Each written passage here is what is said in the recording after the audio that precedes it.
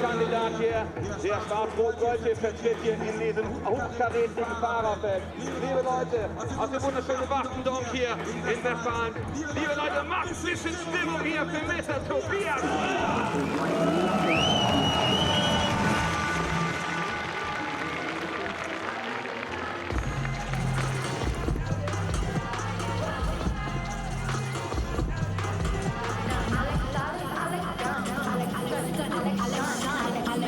Jetzt möchte ich euch nochmal bitten, München, alle Zugfahrer nochmal richtig nur kurz vor Kampf zu halten. Könnt ihr den Applaus hören?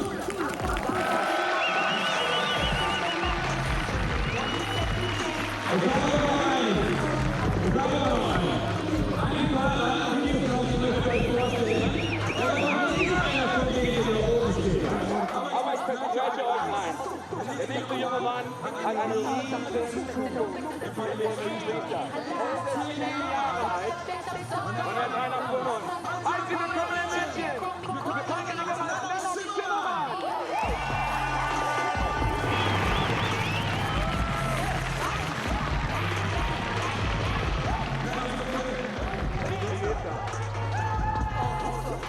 Gut geht's dir. Du hattest ja das große, schon mal gestern ein bisschen angereist, hast sofort das Fahrrad zusammengeschraubt und bist mit dem Jungs gefahren. Was ist das Ziel mit dem Kopfjungs gefahren?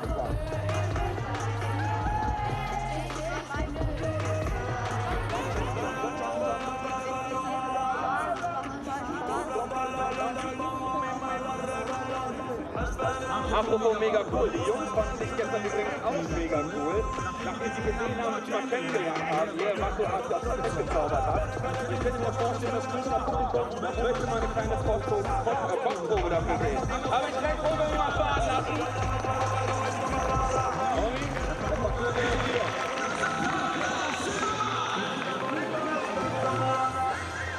Nicht vergessen, der Kumpel ist jetzt 10 Jahre alt und jetzt aufgepasst.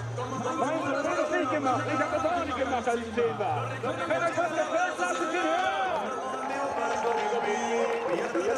Guckt euch die Speed an! Wo nimmt er diese Kraft her?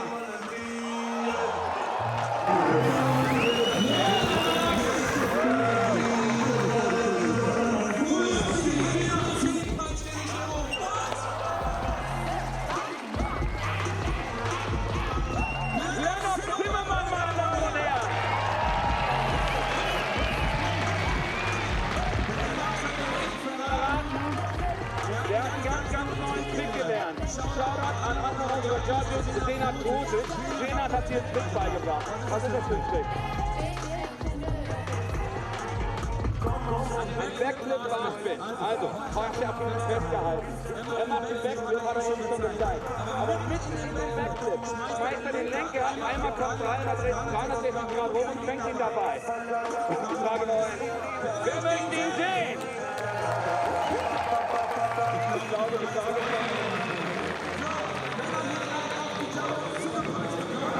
man möchte sich uns richtig abgehen hören. Konzentriert euch nochmal. Ganz schlichter Trick hier von Lennart. Und er möchte ihn euch gleich hier auspacken. Lasst ich ihn nochmal hören. Stimmung ist alles. Auch beim Olympiasee Park Final Contest 2018. Lennart Zimmermann.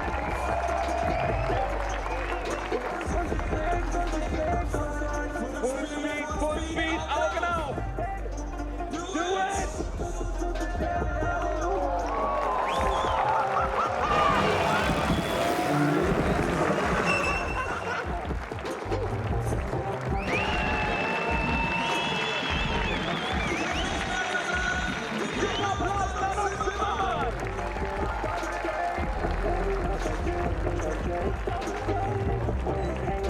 Herr Schwan, hast du das gerade gesehen, was hier gerade passiert ist? Logisch, aus meinem rosa Sofa. Wo bist du? Ich sitze in einem rosa Sofa. Ich könnte sagen, ich wäre in einem rosa Sofa. Das wäre nicht so oft zu Hause. Aber heute bin ich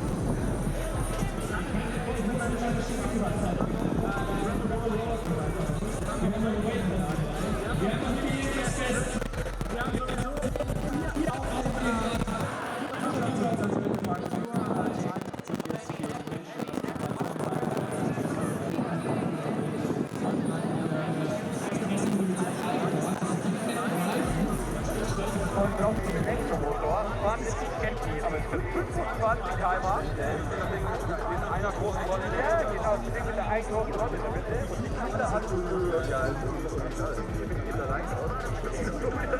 Gerade ab. Aber es ist schon der, was überhaupt nicht.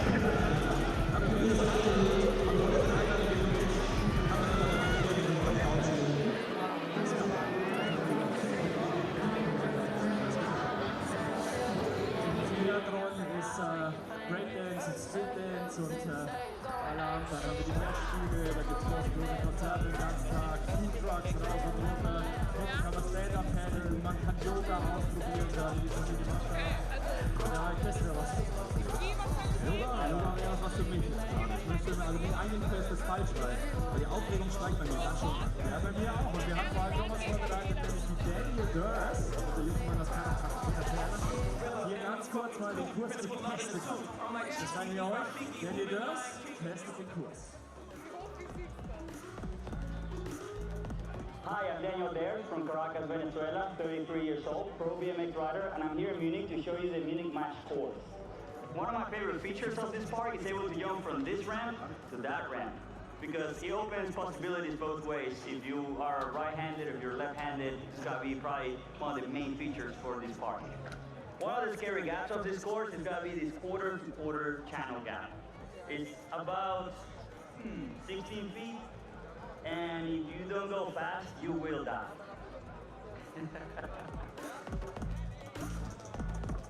The course might look very simple at first, but if you use your imagination, there's a lot of lines to be found.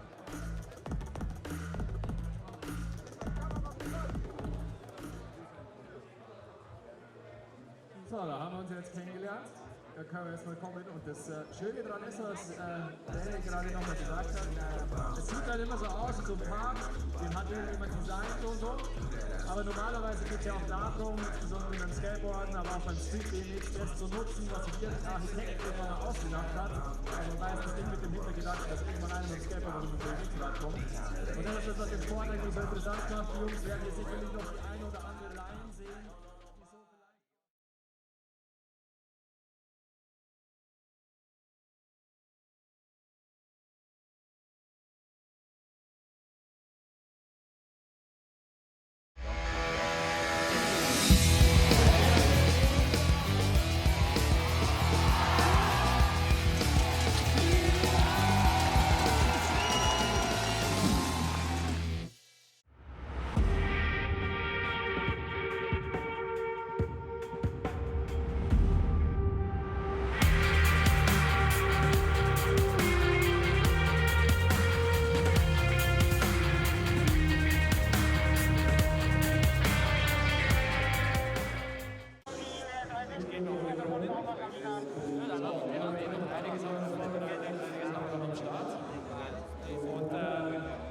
Was wäre das Leben heute ohne diese sozialen?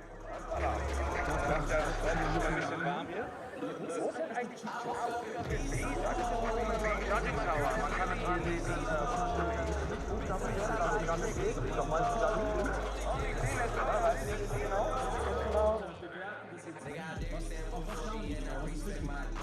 Also 15 hochkarätige, dann ist mir angereicht, die Nacht vom Marker Riegel nochmal hochgeht, dann hier Mo, Tom, Sena, Axel. Und dann kommt noch folgendes, die Overall Performance. Also links steigt der Fahrer am besten ab aus einem Gesamtbild. Dieses Gesamtbild steht zusammen aus den 10 Views of Kurs. Also wie nutzt ein Fahrer diesen Kurs? Benutzt er nur eine Rampe oder Vielfältigkeit? Dann hat er natürlich die Tricks, Schwierigkeit, Ausführung, dann Overall Impression, Wie hat er Flow, wie hat er Style? All das kommt dann in eine Gesamtpunktzahl. Es können 3 von diesen Gesamtpunktzahlen vergeben, aber nur die besten 2 werden zusammen addiert und werden dann als Punktezähler für jeden einzelnen Fahrer dann hoffentlich reichen, um in einer von 4 zu sein, die Siegerschein. Du hast ein Streichresultat jetzt, das sind 3 Runs, die besten 2 zählen. Also Also wäre es doch am Ende ideal, schon zum ersten Run zumindest die gute Score da rein zu pflanzen. Das müsste eine Taktik sein, mit der man da rangeht. Normalerweise müsste man eigentlich sagen, gleich voll ballern, aber macht es Sinn? Naja, Sinn, also der eine oder andere Fahrer ist schon ein bisschen strategisch unterwegs. Ne? Wenn man Hand aufs Herz, das ist schon anspruchsvoll, weil wenn du nachher ins Superfeine schießen möchtest, dann musst du noch dreimal fahren. Also insgesamt 6-mal Fahrrad fahren, abzuliefern auf höchstem Niveau, das will schon was heißen. Das heißt, jeder versucht natürlich aus jedem Run, den er hat, das Beste rauszuholen. Wenn einer sich super safe fühlt, kann er natürlich das dritte Resultat eher als Streitresultat sagen. Aber du hast schon richtig gesagt, wenn die erste Performance nicht so optimal war, dann müssen die nächsten beiden putzen. Also das heißt, gleich vom Beginn an brauchst du die Konzentration und die nächste Kur. Diese Kur wird natürlich 50 Sekunden sind bei jedem Run maximal drin. Dann gibt es eine Hupe. Ja, eine Kur läuft jetzt rückwärts. Und das bedeutet, es wird eigentlich relativ schnell losgehen. Da war das digitale Geräusch, was den Fahrern signalisiert, dass der Run vorbei war. Und wir haben jetzt auch gleich schon im Hintergrund das erste Warm-up für das bevorstehende erste Heat. 4 Fahrer für den ersten Heat. Jeder der 3 hier unter den 4 Jungs 3-mal performen. Abgeliefert. I don't feel comfortable with the camera, brother. Die 4 Jungs haben jetzt erstmal nochmal Wir werden das mit einer kompetenten Abfrage lösen. Das Thema. Und wenn das verdient auch das erstmal für das Gleiche, das Ding. Noch nicht. It's good, it's fun, it's original, the last year. Das sagt, wo ich hinlaufe, was ich machen soll. Also Merchandise, der Merchandise ist Too close. Fins, 900s on the quarter pipe, phenomenal. Jack Clark, oh my goodness. Okay, and then the third one here, we've got the Croatian, Marin Rantz, and then the Russian heat against the American, Nick Bruce. Yeah, Nick Bruce is your pick? It is. Nick Bruce has been my pick from the get-go. He's just he's a beast, and this course has got plenty to offer his style of riding, big tricks and high air. Okay, it's not just Corey and I take you through today's proceedings though. We also have one of the most creative and stylish skaters in the world. It's Nora Vasconcelos. She was in the roller coaster heats yesterday, and she's watched a bit of practice from today. How did yesterday go for you in qualies, Nora?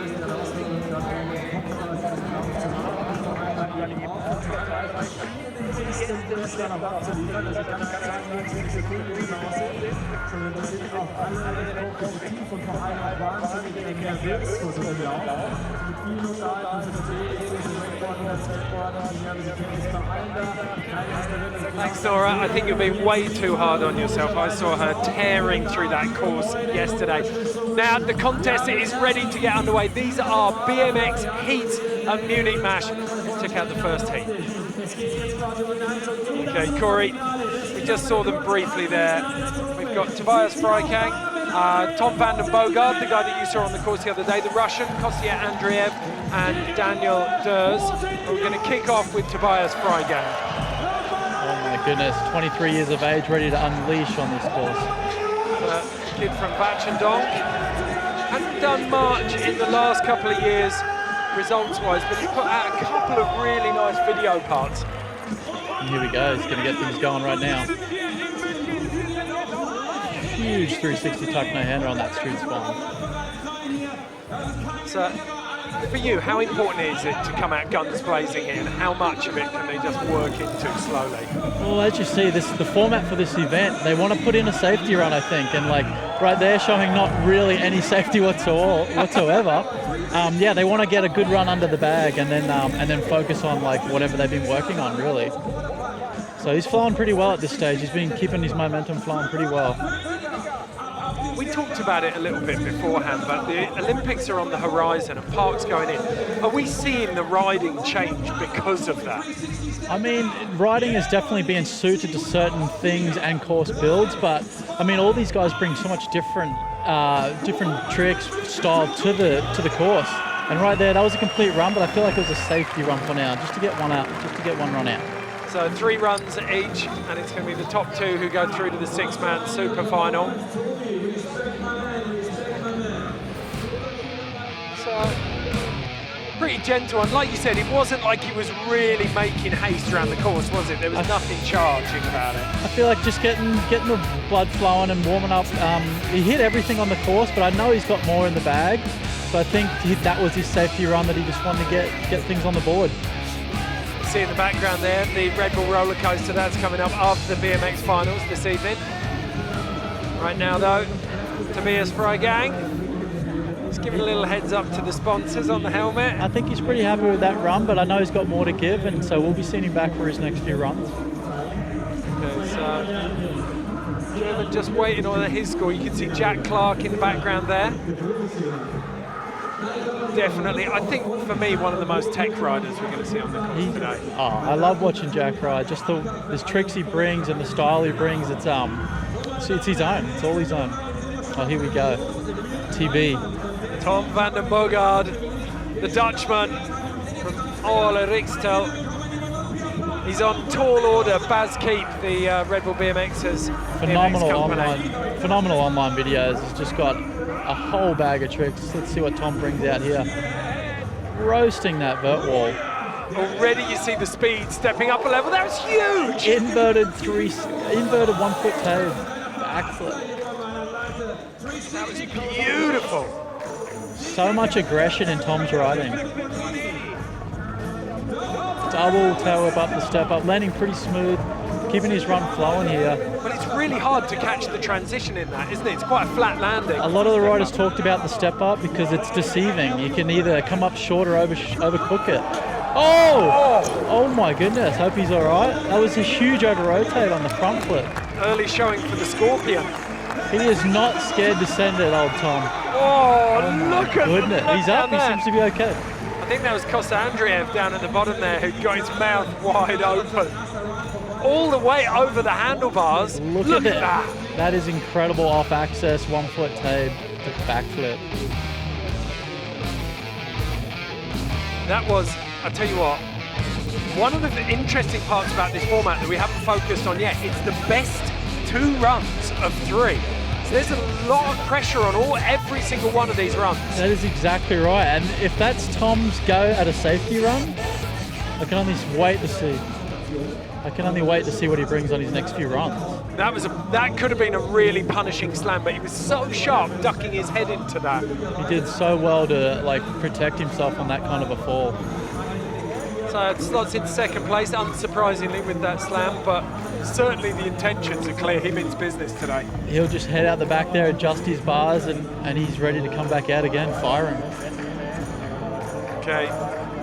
Third of our 4th riders in heat number 1, Kosta Andreev of Russia. We were speculating earlier on that a lot of the Russian riders have their fear and pain glands removed. He's just so powerful and so strong with his riding. He's dealt with injuries and whatnot, and he's not scared, like you're saying. He's back here ready to send it every single time. He just never seemed to hesitate on those big tricks either. It's total commitment every time. Comes in almost kind of laid back, wasn't he? Super smooth.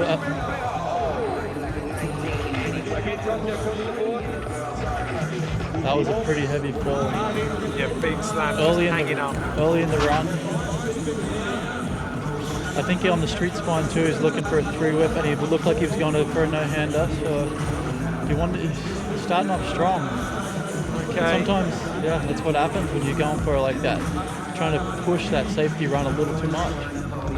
Okay, we can go down to Nora down on the course. It doesn't look like anyone's holding back at this stage, Nora.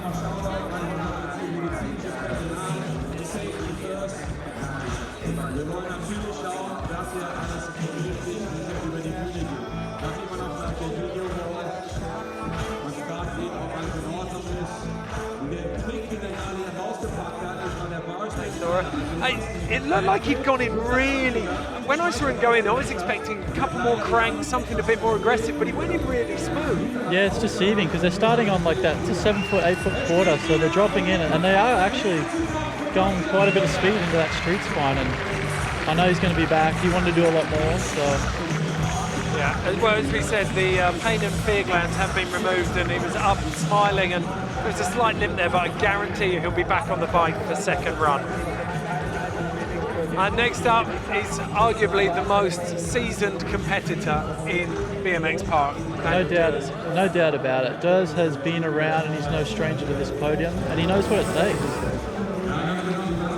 Again, kind of floating in. I think he's just making his way to where he wants to start his runs. These guys have their runs pretty well planned out, you know, they know every inch of this course.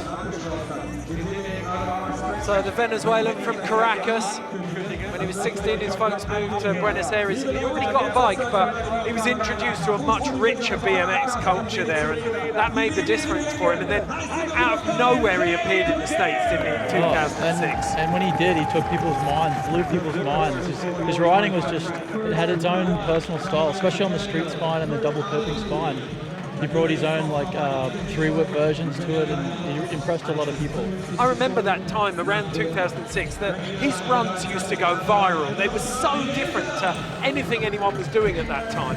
And Daniel is known for jam-packing his runs, like every trick, bang, every section of the course he handles. It's clinical as well, isn't it? Gapping over the vert wall right there. I've seen him practicing that line in practice, the alley-oop across the center of the box right there. Just so clinical as he snaps each of those whips out. You know that he's, oh!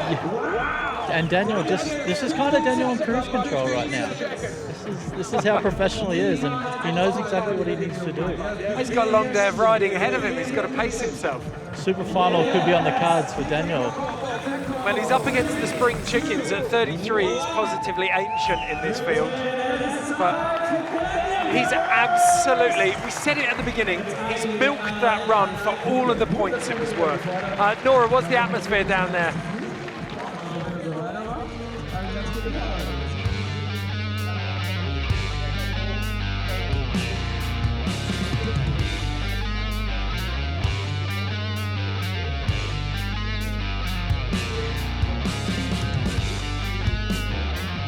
Well, we saw there that cork 720 over the spine, Corey. To get that right, you've got so little room. That's exactly right. The deck's probably only like 6 inches wide up top there. And look at the scores right there. It reflects that run. Okay, 84.6. First place for Danders after the first runs. 3 heats of 4 riders. So first run's down. They've got to land 2 runs. It's the best 2 runs from 3 that will see them through to the super final of 6 riders. Truck driver to X over the street spine right there. And you've got to say, Tobias Freikang now will be looking at this and thinking, you know what, Kostia's gone down, exactly. Tom's taking a bit of a slam. If I play my cards right here, I can pull off a win. Perfect time to strike by doing like a run that he knows what he needs to do, and he's in a position to take advantage of a couple of mishaps from their fellow riders. Just flowing the course, bringing a little bit of originality with it right there. Stepping down, back. Nice and smooth so far. Yeah, you can see, when you see a run like this though, the judges have just been treated to Daniel Ders, and then they come in and you're just losing that spark with Tobias. It's a good solid run, but that energy just... It's very interesting to see how this contest is going to unfold with the format. But that was a very clean run, and like, he didn't even put a foot down, brought some originality in there. See what the judges think of that. Well, he's sat on a 72.8, and he's going to put another really nice score on the board now. So he's got really solid 2 scores there. If he's got something more to give, we're going to see it in the 3rd run. Exactly. He's put himself in a position now where he can just go out and kind of free swing and send it, and maybe take the top honours out of that heat like coming up. So. Nora, is there anything going on down on the course?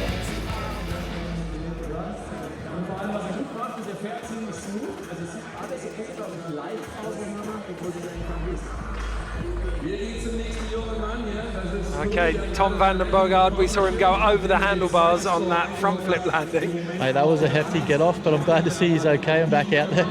He's played his get out of jail free card for the day already on his first run. Let's see what he's got in the second run.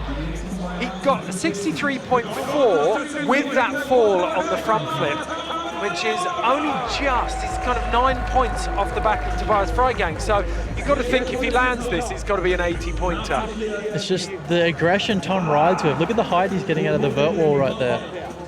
that inverted 1 foot tail backflip. He's just tucking his head into the last 180, isn't he? He is at the top or over, like roasting these ramps for all they're worth. And look at this, clean run right now. Double tail whip up, clean as. Across the wall and hitting the low long box right here. Plenty of speed Tom carries. Okay, is he going back in for the front flip? 360 double downside tail whip, clean as, fast plant at the top of the wall. We're getting a little bit of everything here, aren't we?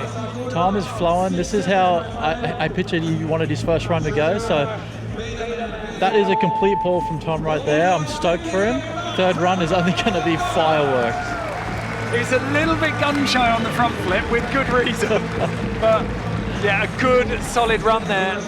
But still a lot of pressure because you've got Tobias Freikang now with 2 very standard runs on the board. And Tom is under pressure. Nora's got him now though for an interview. What's he saying, Nora?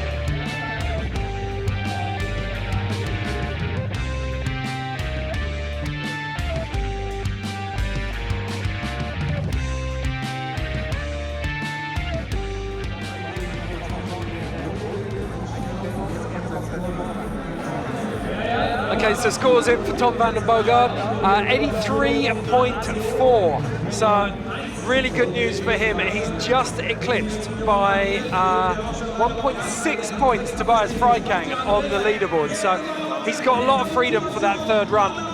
One man who desperately needs to score on the board now, though, is Kosta Andreev, the Russian, dropping in.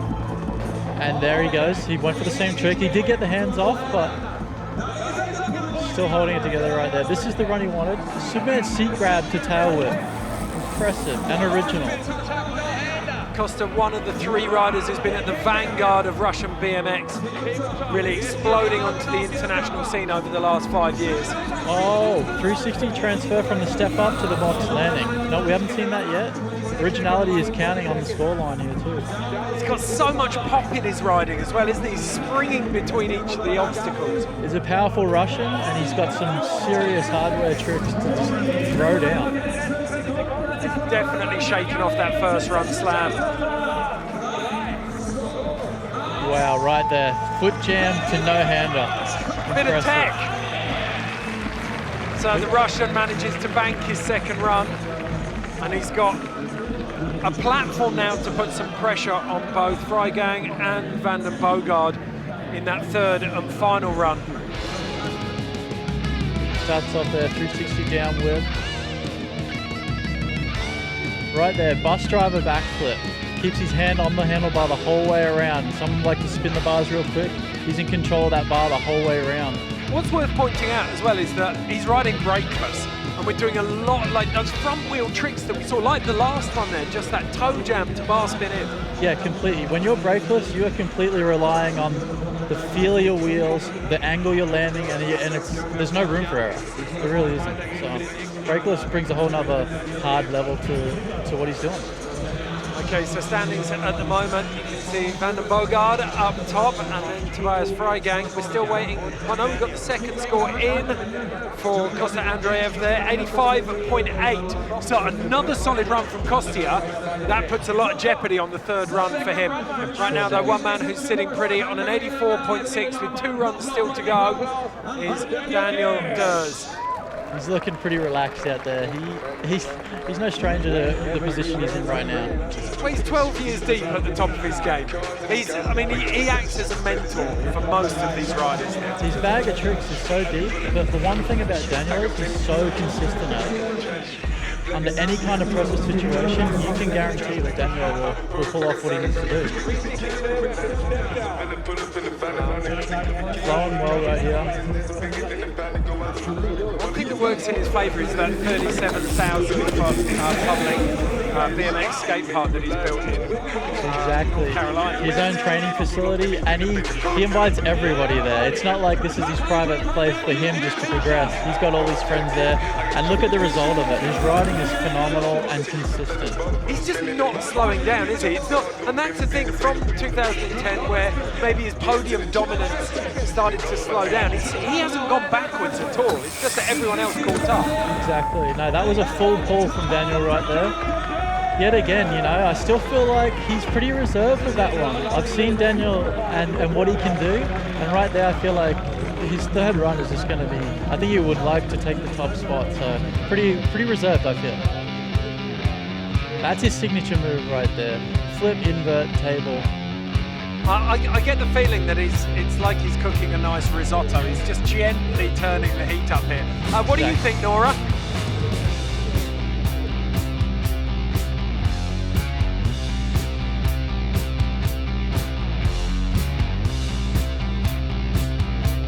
Okay, love that one. And the thing about Daniel is when he does those flare combinations, he lands so high on the transition to keep his momentum flowing. Yeah, and that's key. There's some really small transitions here, aren't there? Okay, so the scores come in for Durs. Second score is 86.6, so he bettered his first run score by 2. Let's see what Tobias. Oh, he needs this now. He needs something big. Tuck no hand run to the vert wall. Chooses to the outside line on the step up, truck driver, 360 with a bar spin. He's taken a leaf out of Durs' book as well and started landing at the top of that transition. So far so good on his run here. That's a huge, put down on the wall, but he still can keep his run going. He just didn't get the pop away from it, did he? And which is hard on a vert wall with the angle it is. They got to like not pull out as much as they usually would on the mortifier.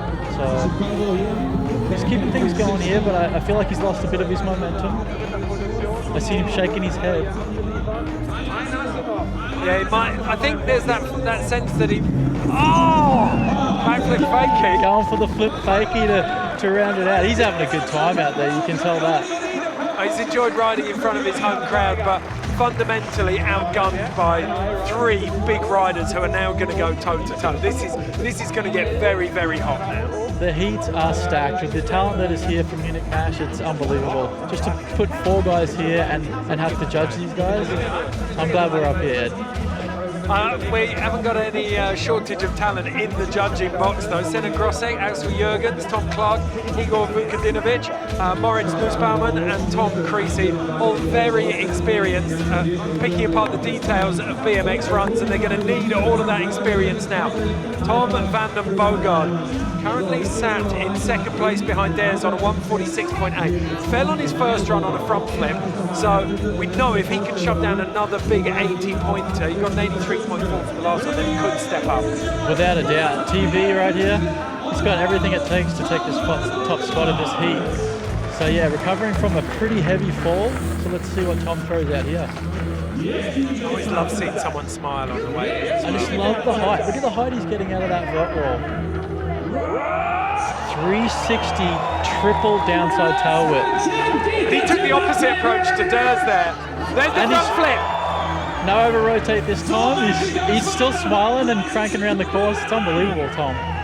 Roasting these features on the course. How did he hang up on that with that much height? A lot of the riders said the step up is really deceiving because it's small in size, but the distance you got to travel in the air is quite tough. Do you think the judges are going to be punishing him for those little, they're not mistakes, but they're kind of ragged parts of the run? It'll definitely play a part on the final scoreline, but the way Tom's flying and he's still managing to throw in plenty of tricks here. That transfer across there, I know he's got a lot more for that. Well, it was just a straight transfer that time, but a real sign of what's to come from TV. Tom van den Boogaard, the Dutchman. Look at the height out of that vert wall. We haven't seen any riders go above that yet, and Tom's the first one. And there's the front flip. He's going in late on that throw, isn't he? He's really waiting until the bike's come up to the lip. The 360 triple downside whip. There's so much hang time off the bike while the bike is doing so much. And it's just an odd run. The bike must feel really strange in your hands on that downside whip. Just the cork and the spin on the bike, it's unbelievable because you just separated it from the bike for so long. So the way he lands it and how consistent he does that, the scoreline shows. Okay, the scores come in 80.2. I think maybe a couple of those small mistakes have cost him. The finesse wasn't there, but certainly there was a sign of what TB is capable of. 163.6 for Tom van den Boogaard. Nora is with him now.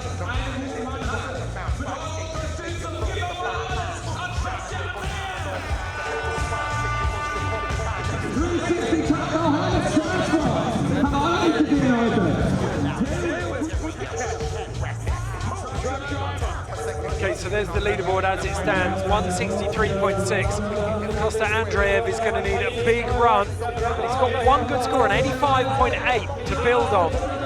So far, this is a really clean and really technical run, and this is exactly what he needs to do. So keep this flow going and hit most of the objects on the course. Right there, that 360 transfer, phenomenal, original. Technical from Kostya. He's adding all those little flourishes over the course, isn't he? And this is the flare whip right there, super clean. This is a great run from Kostya.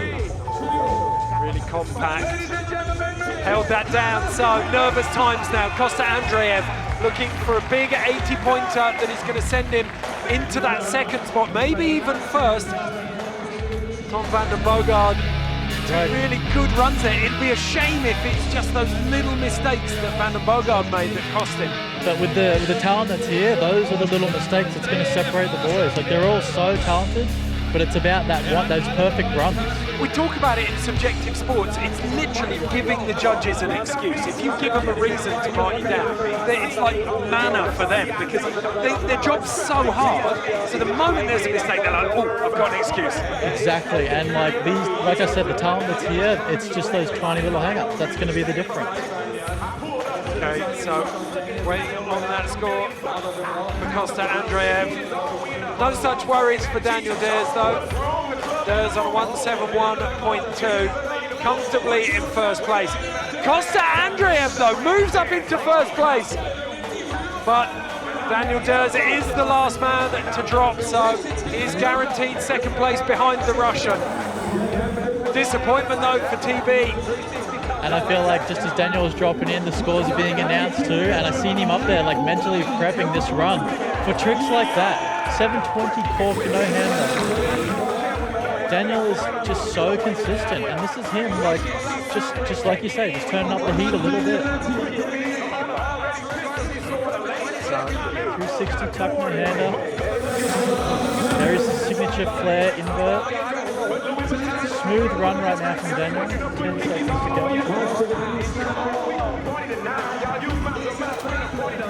Excellent.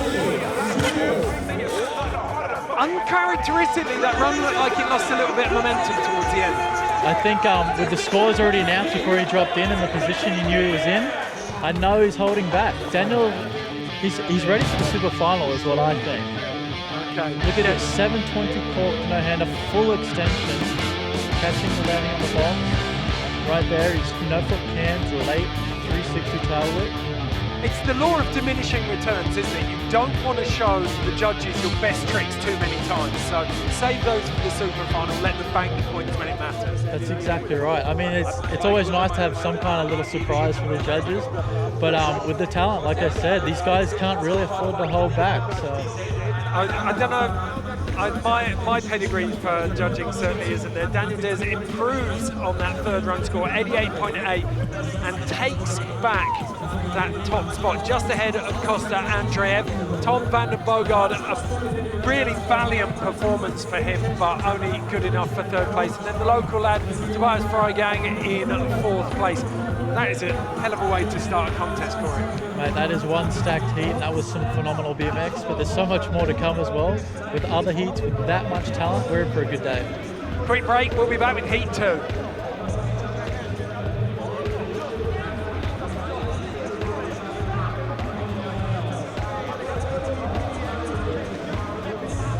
Yes. Mate, the front flip get off was gnarly. He's tucked his head in. That was pretty full on. As well. But the height he goes, unreal. That flip 1 foot invert, so sick. When he ducks his head off. The height. So smart.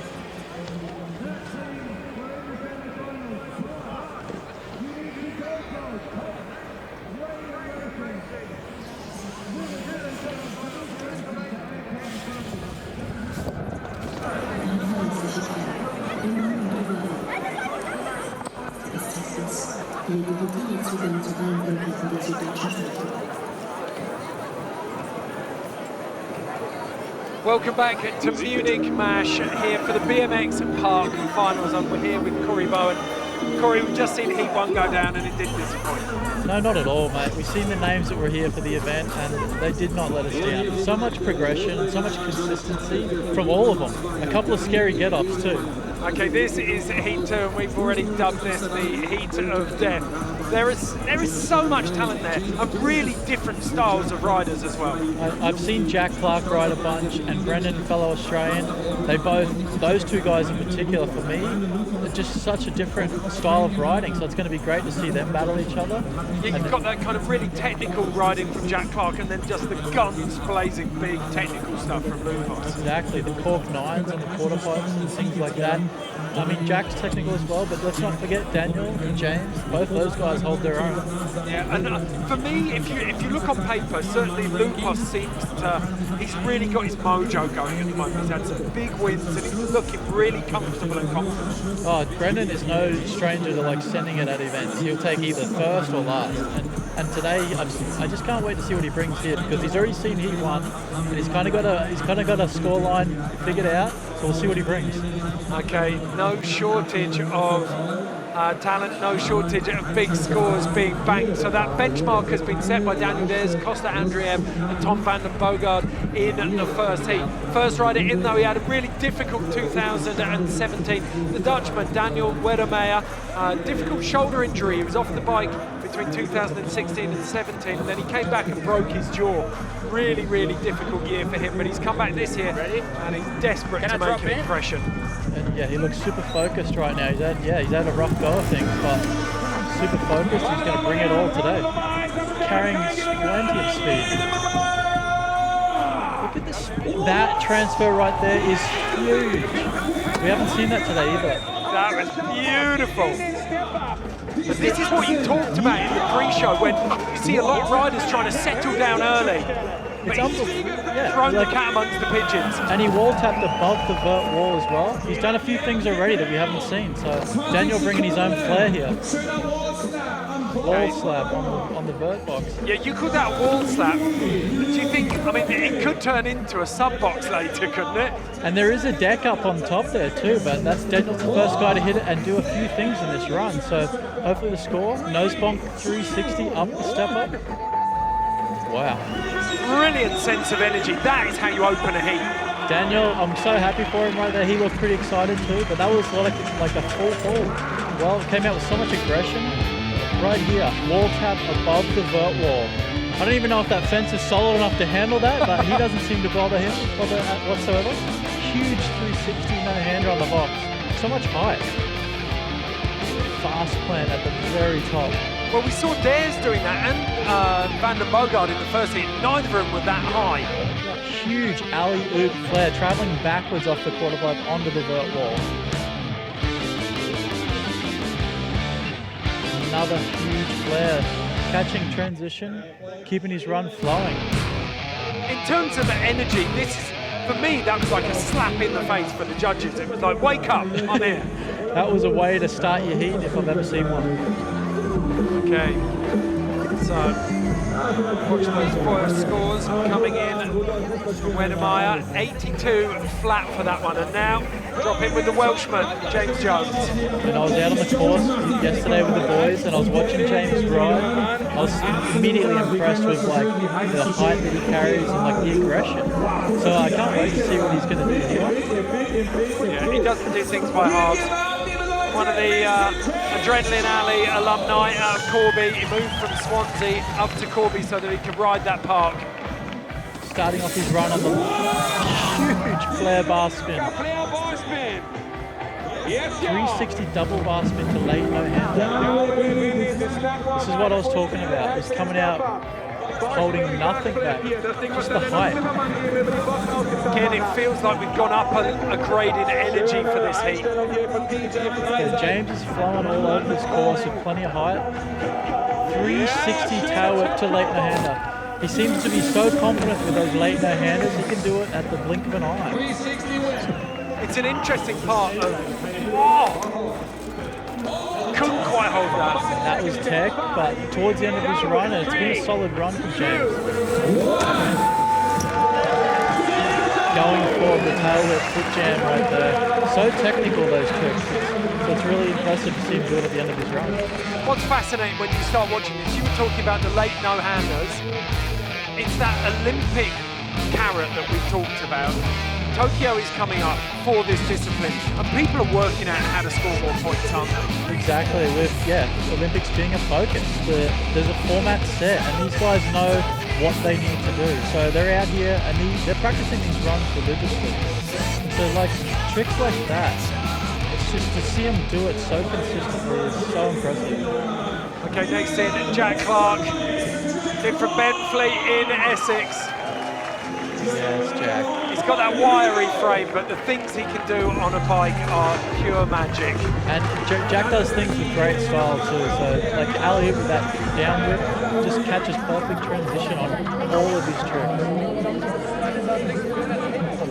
Invert table backflip, and it's not just a little tweak. Jack is like pinning these bikes against his shoulder. So 360 whip over the street spine, just flowing this course. Indian air seat grab. And that out of nowhere. And that step up is deceiving, but yeah, Jack just looks like he's cruising here, but he's done that many tricks already. It's going to be so hard for the judges. A little bit of originality there with the old suicide no-hander. Old school flavour. Yeah, we've got a bit of everything in this run, haven't we? To me, that looked like it was too easy for Jack, so I know what he's got in his bag of tricks, and I think he's got plenty more to come. Okay, so we're going to go back and start pulling the maths apart on these scores. So, Kostya Andreev got second place at the moment. His lowest score is an 85.8. James Jones has already equalled that with his first run. Daniel Weddermeasure, 82 for his first run. It'll be interesting to see where the judges put this one for Jack. That's his old school suicide no-hander. They're bringing back some old school BMX, mixing it up. Jack's got it all. Okay, so Jack Clark coming in, 86 points for that first run, and that sets him up very, very nicely. It's a bigger score than Kostya Andreev. 3 heats of 4 riders. Only the top 4 will advance to the super final. So you can see the top 4 there right now has got their best 2 scores from 3 runs.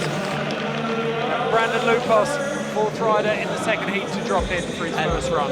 Starts with a 360 triple bar spin up the step up. Clean looking front flip over that long and low box jump. 360 double downside tail. Brendan rose quarter pipe, going so high with that type no-hander. And there it is. This is the spins and torques I'm talking about from Lupos to put him in as a contender. 900 on the quarter pipe, like it's no problem. It's like you said, it's clinical. Bit flat landing there, but maybe didn't get the pull on takeoff.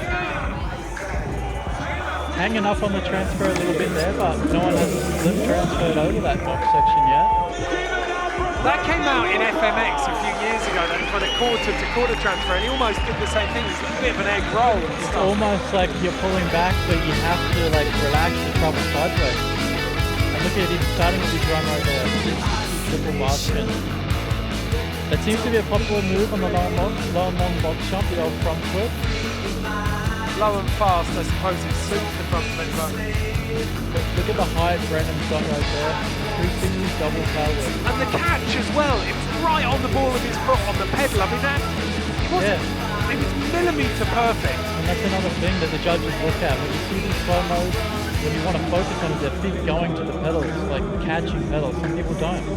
Interesting though, judges not as impressed as they were by Clark or Jones, just an 82.8 for the first run for Brandon Lupos, so a lot of work to do.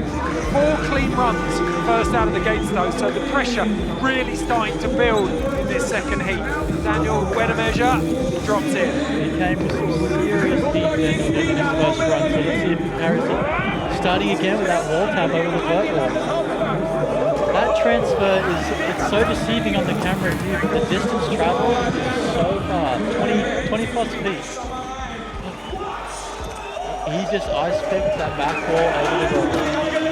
Daniel knows now what the standard is and what he's going to do. Does that make it easier, or does it add more pressure and make it harder?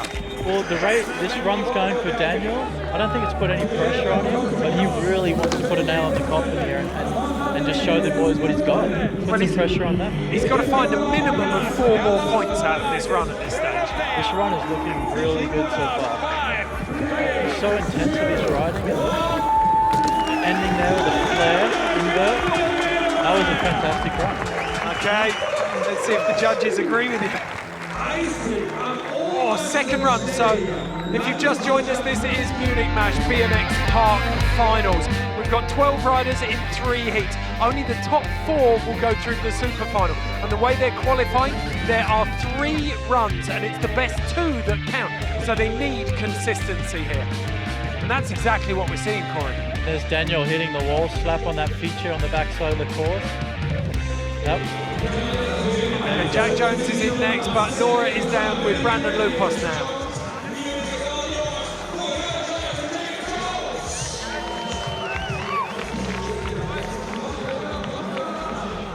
Pick him up!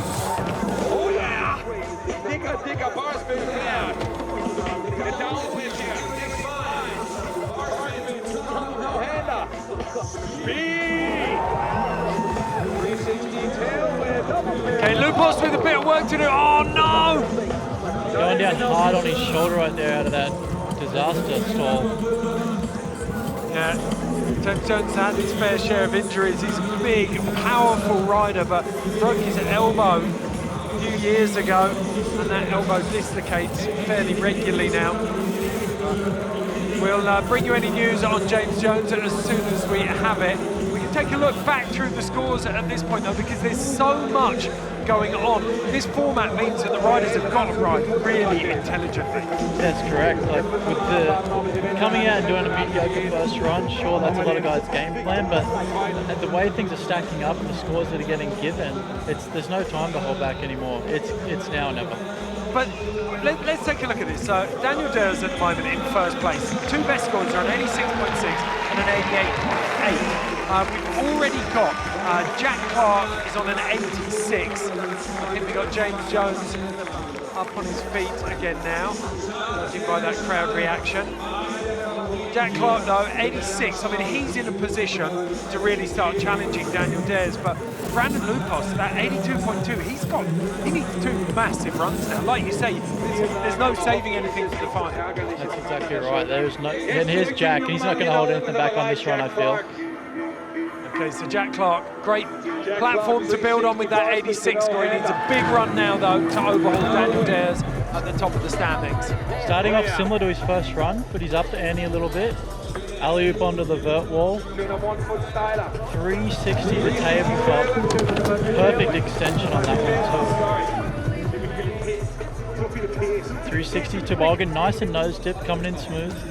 Exactly what you pointed out about Daniel Ders. He's meeting every transition right at the top, isn't he? It's precision riding. And that's Jack's known for that, even though he gets so technical on the quarter pipes and box, but he always makes sure his landings are on point.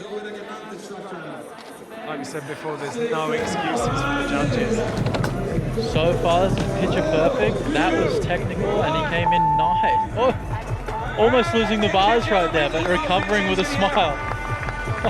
So the lad from Estuary, Essex, Benfleet, local park is Canby. You've ridden that one, haven't you, Corey? I have indeed, with Jack indeed. And he was doing exactly what he's doing right here. 360 tail whip. There's the 360 toboggan, nose and in. Look how perfect he lands on the transition. Roasting the box jump here, 360 to late bus driver. It's in the details, isn't it, with Jack Clark? You've got to pay attention. It is, and like, he doesn't really do anything halfway. He's always extending, always landing perfect. And that's what gets him these scores. Okay, so we've got an 87 and an 86, giving Jack Clark 3rd position at the moment, just 0.8 behind Costa Andreev as Brandon Lupos drops in and slips his pedals on the landing. His bars actually slipped forward right there because he just tagged that step up. There you can see it, the old Chicago bars all the way forward, and it only just takes that little bit of a hang up, and that's going to do it for his run right there. So bad luck for Brandon Lupos. We talked about it. His bike delayed, so not only has the contest been brought forward, but he's barely had a bike to ride. Exactly. It hasn't been the ideal prep for Brendan to come into this event with the bike being lost and just starting off your run and having your bars slip. It's just like, it's frustrating. So I'm sure he's going to have to like mentally regroup, come back for this next run and just and lay it down. Well, it needs to be a huge run for Brandon Lupos. At the moment, he's at the back end of this heat on an 82.8, so he's going to need a 90 if he's going to sniff around the top spots. So third and final run for Daniel Wedemeyer. Sitting in fourth place right now. He's in a pretty good spot, but he just came out firing, so I can feel his energy, you know. He's just, that transfer across the box took the pedal a little bit. That right there, that move, the alley into the box jump landing, it's the hardest and steepest transition you can get in. It's interesting, he's one of those BMXers like Nyquist who's been sniffing around freeride mountain biking, entered a couple of the FMB bronze events last year in the Netherlands. There's that 360 transfer, he did that really nice and landed really clean. I just feel like Daniel knows his first two runs have put him in a pretty solid spot, and the way he's riding right now, trying to do a hang five right there, getting tech at the end of his run. But it's the bubble spot. We're only taking the top 4 riders to the super final. We've got another big heat to come, and he's sat in fourth. He needed something a little bit more for me there. Yeah, I think Daniel might have, hopefully, these first two runs were fantastic. Those ones that have got him in fourth place. But yeah, like you say, there's plenty more riders to come. Okay, they build him tough in Swansea. The lad from Wales, James Jones, is back on his bike after that big slam. We saw him clutching his shoulder, but he's back up. He's uncowed by this course. And he's going to take it to the lake, isn't he? I was going to say the river, but we've got the lake next door. 360 bar spin to that signature late tough no-hander that he does. Huge flare bar spin. 360 down whip to late bar.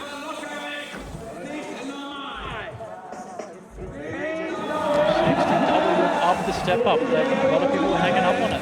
That's where he fell before in that disaster to the tail whip out. So technical.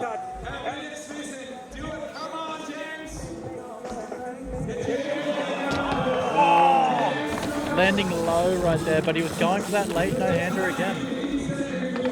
He's got great first run score, 85.8, so he could move up into that fourth place spot relatively with like a 70, low mid-70 score.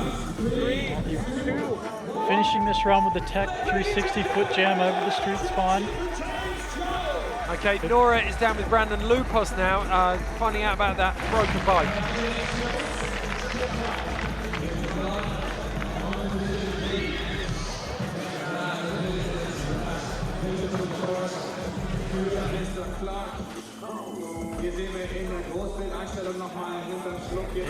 He looks like he's still got a smile on his face though, Nora.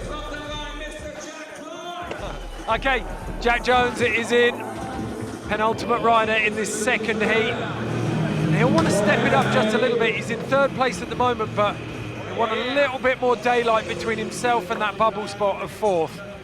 Jack's out here, like there you go, off access, flip table, flowing this course, 540 double bar. But yet again, like catching perfect transition, and that's what keeps Jack's runs flowing so well. Carrying the speed out of him. Yeah, he just held the bike back and then extended the body to let the bike meet the transition perfectly. Yeah, Jack's he's not too worried about no fencing up there. He's not scared of the water. This is a really clean run from Jack yet again.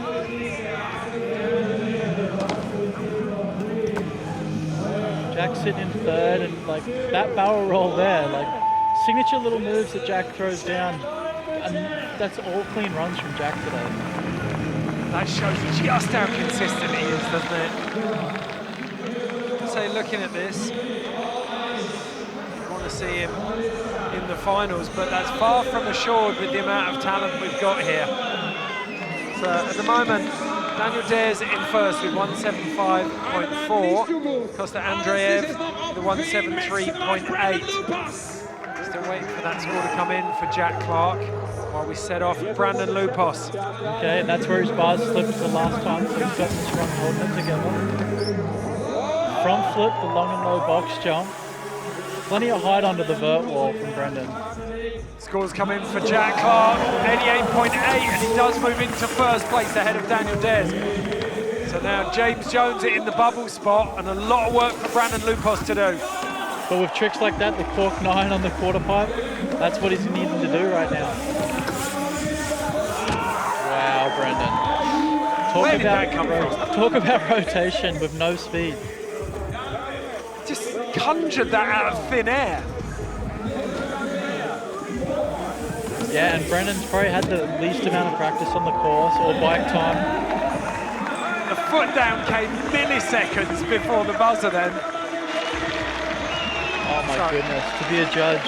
Another heat down, and that is getting very, very congested up at the top there. We've got less than 6 points between first and fourth, who are the top spots. At the moment, it's the Welshman James Jones sat in that bubble position on 169.6. Jack Clark, his third and final run in that heat, has pushed him up into the top spot. He's on an 87 and an 88.8. Daniel Dares just behind him, and Costa Andreev, the Russian who salvaged his run, his third and final drop in the first heat. But we're looking forward now to the third and final heat, and there are some big hitters in here. Paul Tolan, Marin Rance, Irek Rezaev and Nick Bruce. But you can see that was 4 riders highlighted in gold there. Daniel Wedemeyer, unfortunate of him, he put down some really nice runs. I know, I really liked his aggression, the way he came out and just laid it down.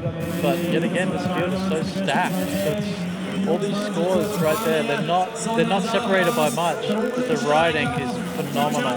Well, it's going to get even tighter. We're going to take a quick break. We'll be back for heat 3.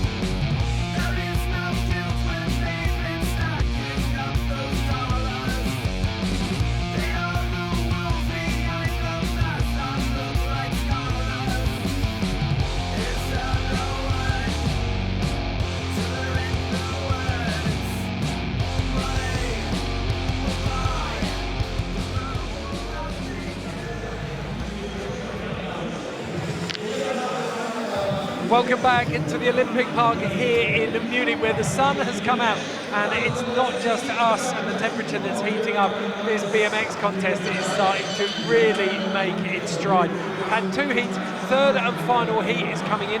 We've got 12 riders vying for 4 spots in the super final, and these are the last 4. Paul Tolan, Marin Rance, Irek Rezaev and Nick Bruce. Nick Bruce, the American, your pick to win here today, isn't he? He is, but yet again, this heat, so much talent, but yeah, a lot of diversity. So yeah, Nick Bruce is my pick because he's such a beast. When he's riding, he's powerful, and there's gaps on this course that can cater to that. But I've spent time with Paul as well right here, and he's our first rider in. You said really quiet kid, really humble, just gets on with his riding. He does. He lets his riding do a lot of the talking. He can get tech, or he can go huge on the box jump. First time I saw him was in Simple Session, I think in 2017, and he was really like exactly as you just described. You just, whoa! That, like the distance traveled on that flip transfer is huge. It's really hard to see from the angle, but they're traveling sideways so far.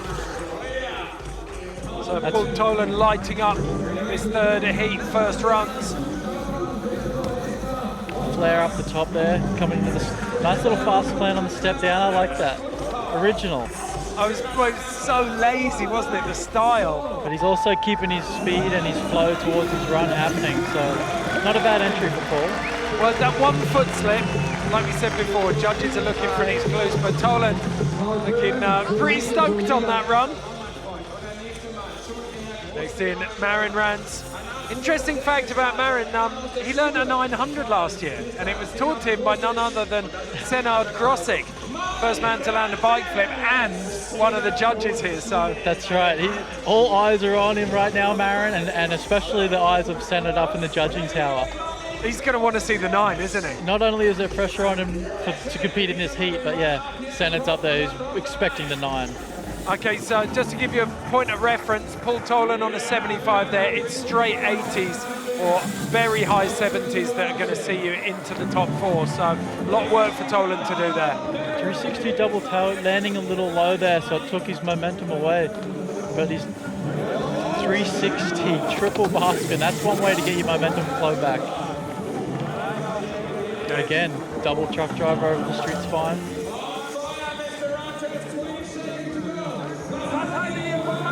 Oh, triple truck driver on the step up. Marin seems to be doing those in his sleep. Just clipping a couple of the landings though. We talked about it, that perfection that we see from Jack Clark. It's just missing from a couple of these jumps here. And I think he'll be back. That's not the way he wanted his first run to go, I can tell you that much, but he'll be back. Okay, so Marin Rans. Throw down to the course now though, because Nora is with the first rider to drop in this third heat, Paul Tolan.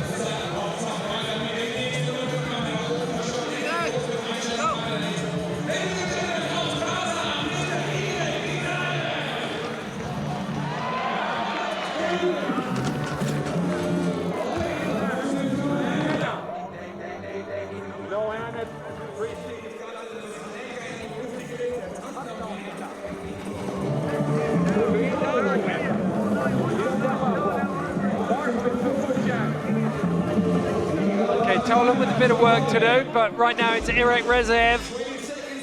And Russian. He's flowing the course and he's throwing plenty of tricks. 360, delayed no-hander. We know when he hits his stride, he's the BMX equivalent of a tornado, isn't he? I've seen his videos online. I've seen the tricks that he does. It's unbelievable. We saw 1080s on the jump box simple session.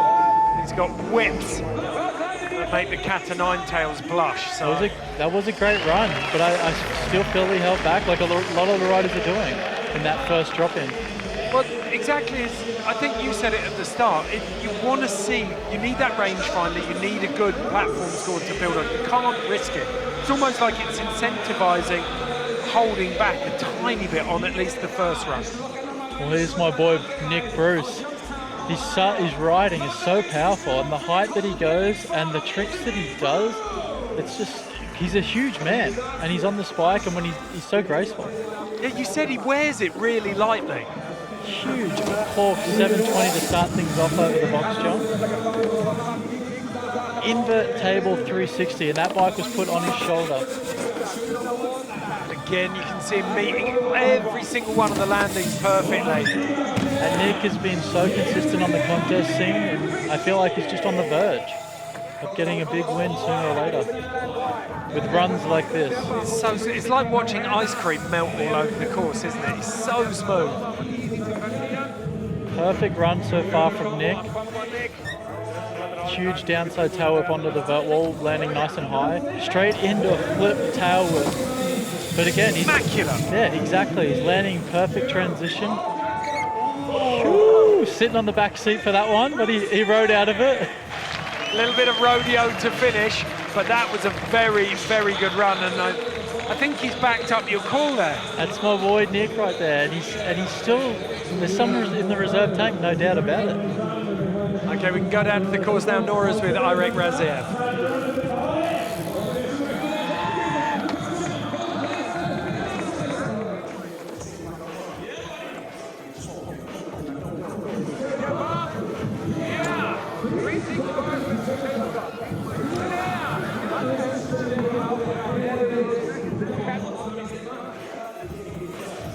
Yeah, Paul's flown. This is a much better run from Paul this time around. That is a huge transfer for that flip across the box from the street spine to the box landing. At least 20 feet across that gap. Nora talked to him about it and he was focused on it. No pedal slip this time. This could be a big score. This is a great run from Paul. Bar spin air on the big quarter heading towards the street spine. Opposite 360, landing perfect. Looked like an opposite flare too and catching perfect transition. That was a great run. So the 19-year-old from Viersen definitely improved on his first run score. It's very interesting to see where he slots in. It was 75 with the pedal slip. I think he can add at least 10 points to that. Yeah, that was a much cleaner run from Paul. Okay, now the Croatian, Marin Rans. Grew up in the countryside in Varaždin. Had to learn to ride park in Zagreb because there were no parks in his local town. Certainly paid off for him. Kid is tough as nails. I remember seeing him smash his ankle at Simple Session. Rode through the pain. Triple bar spins seem to be like no problem whatsoever for Marin. Keeping his run flowing here. Heading over to the step up section. 360 double toe up, landing clean on that one. Nice 360 bar spin over the long and low box jump. Carrying so much speed around the course. Wow. 720 tail whip, landing clean straight into a double tail whip on the quarter pipe. Senard still hasn't got his 900 though. Oh! Just late on that catch. What happened there, it looked like he just pulled out off the coping just a little much. Probably so amped after those couple of tricks he just landed. That was a phenomenal ending to the run. It's just coming unstuck. How hard is it to do that when the adrenaline's building with each trick that you land, to try and control it and focus? That's right, and I think that's what got the best of him then, like, because he was just pulling a little too hard off the coping. So yeah, when you're in that excitement, you got to try and just bottle it and let it ride out. Unlucky for Marin there to come undone on that. Okay, still got a third run to go, but right now it's Irek Raziev, the Russian, really starting to turn it up now. He landed a little low, leaning forward on that, but he still managed to ride out, keeping his flow going. Another rider like Nick Bruce with a big, tall frame. You know it, the way he moves it around. He's still flowing pretty well here, and like he just did a 360 downside whip to bar spin up that step up. No hander onto the vert wall. Really nice shape on that toboggan, stepping back down as well. 360 triple tail whip. That's so much hang time. Box jump backwards, which is hard, into the steep landing with a 360 no hander. This is a great run. Tuck no hander off the wall ride too. Very technical move. Okay, so Irek Raziev. I think that's going to improve his score at this stage. Well, he's got an 84.8, so anything similar to that. And I think there might have been a couple of little mistakes in there, but it felt like he'd stepped up. There's a little bit more height, a little bit more energy. Yeah, and he put in some tech work in there too, that no hander off the wall ride. But here's my boy right here. Okay, so Raziev moves into fourth place. He's bumped James Jones out of the top four. Nick, full speed at the box with a huge cork 720, landed perfectly. Hit street spine, huge 360 double tail whip. On the wall slap, keeping his momentum flowing. This is a really clean run. Oh my goodness. Beautiful. That was huge. At height, a flared downside tail whip. This is Nick being a beast right here. He's just turning the thumb screws, isn't he? Letting everyone know that he's here.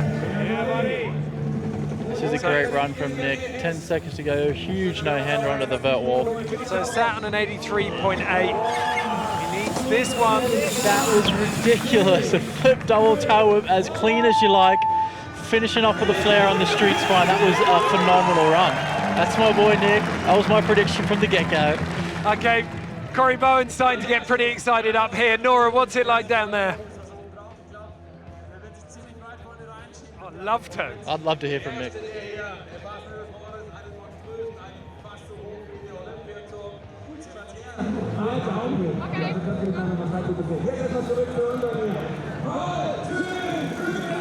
Okay, we'll wait for that score to come in for Nick Bruce. He needs an 89, I think, to break into the top 4. Oh, roasting that vert wall. Oh, the gap. Oh, he's just come up short there. I think he might have landed a little low on his prep on the step up on that vert wall.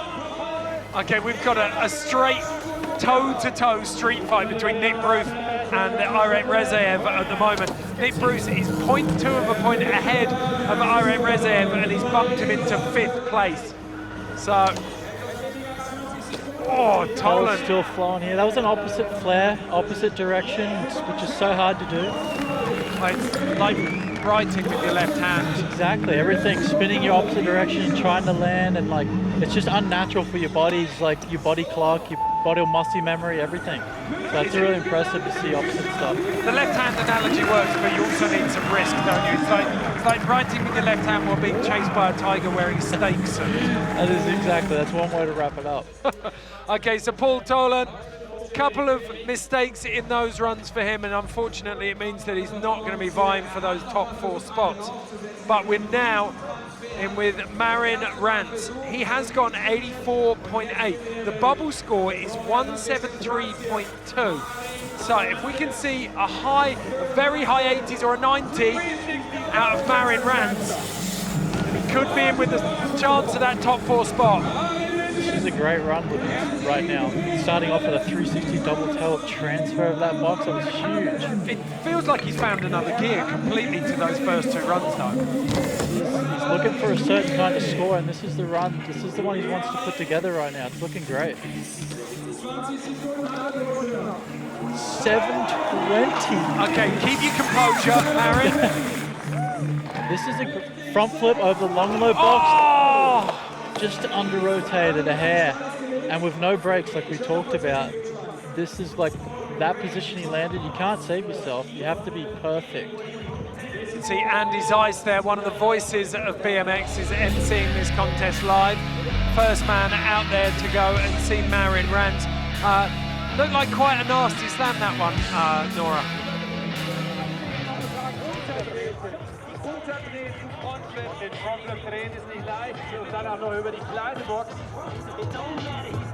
Okay, like you said, Corey, no brakes. You've got there's no way of saving yourself. You can't tap the back brake. If you're in that motion of a spin like he was, and you're either over-rotating, under-rotating, you got no brakes to stomp your anchors, that's the result of it right there. It's deadly. Okay, now a lot of heat for Irek Rezaev. The Russian needs to better his score. Right now he's got an 88.2 and an 84.8. The 84.8 he can definitely improve on. He's currently in 5th place, just behind Nick Bruce. He's heading towards the step up right now. 360 down whip to late bar, tagging a little bit, but he's still got his run flowing here. Toboggan down the step down, carrying speed. Launched onto the wall with the no-hander. 360 triple tail whip. This has all got to be perfect though, hasn't it? And that's backwards over the box with the 3 no-hander, catching perfect transition. Double tail whip over the transfer. This is a fantastic run. And he's going to call it. Yeah, he didn't fancy trying to squeeze that extra trick in there. So Irek Rezaev, his fate is now in the hands of the judges. He's done everything he can do. He just needs to improve by 0.3 of a point, and he will move back into the top spot. So Nick Bruce is gonna set off on his run, not knowing what he needs to score to beat Irek Rezaev, because, oh no, here we go, 89. So Rezaev is gonna move into the 4th spot. Nick Bruce is currently in 5th. Nick is going mad. 720 cork to no handle to start things off. There's that invert 360 over the street spine. Keeping his flow right here. Letting that box go. Oh my God. That was a huge flare down whip attempt. He was at least 10 feet out of that quarter pipe. Nick is no stranger. Absolutely huge, absolutely huge. What did that look like from the deck, Nora?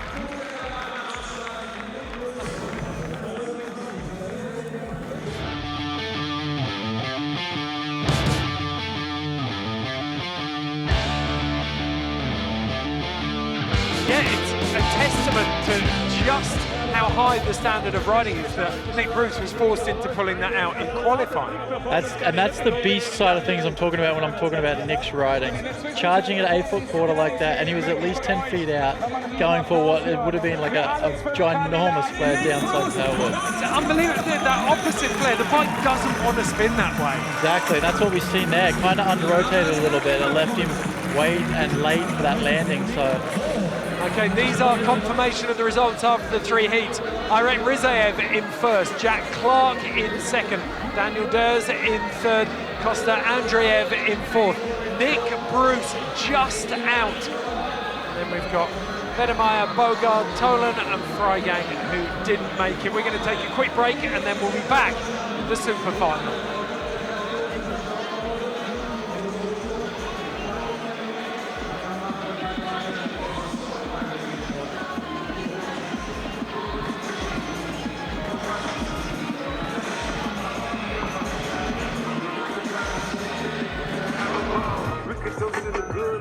Nicht zu weit weglaufen.